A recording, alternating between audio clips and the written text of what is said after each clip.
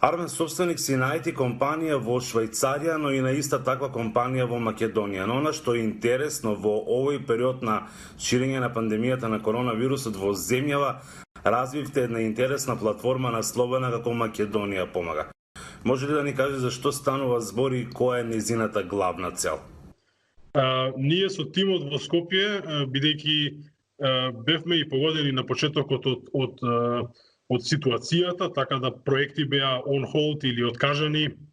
Имавме брейнсторминг како можеме најефикасно да го искористиме време и што би можеле да направиме ние за да помогнеме во ситуацијава и чувствувавме и општествена одговорност. И така се одлучивме да направиме платформа која што ќе овозможи најранливите категории и тие кои што не можат да се потпира на семејство или на пријатели, да можат полесно да пристапат до помош, да побараат помош, но и да овозможиме тие што сакаат да помогнат, што се здрави млади, кои што не се во ризико групите, да можат да ја понудат својата помош, како на пример купување или други услуги.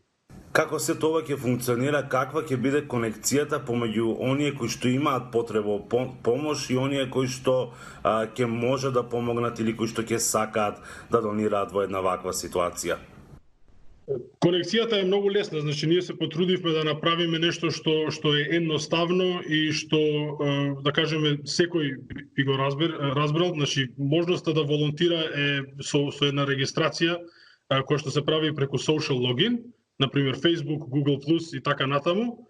Тоа е максимално лесно, значи има single opt-in се вика тоа во IT браншата, значи со директно кликање и прифаќање на правилата веќе пристапува во тоа и си ја селектира својата локација каде сака да агира, во која локација сака да биде да понуди својата помош.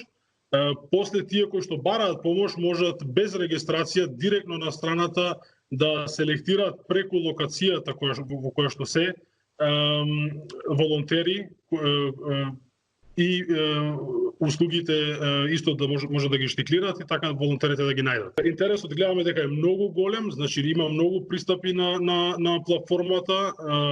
Имаме дневно отприлика 1000, така може да се каже 800 до 1000 посетители на страната, тенденција нагоре.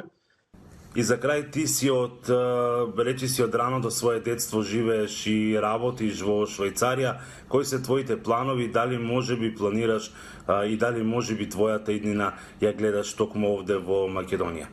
Интересно прашање, значи јас не одлучив да дојдам во Швајцарија, јас се најдов тука, така да јас имав 4 години кога моите замина, се разбира од економски причини.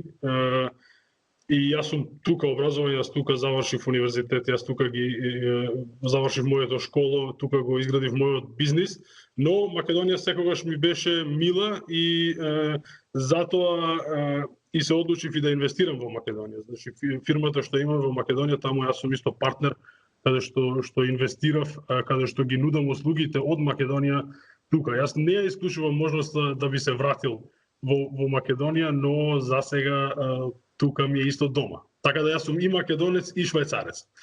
Ти благодарам за разговорот за Гласот на Америка. Ти благодарам, фала многу.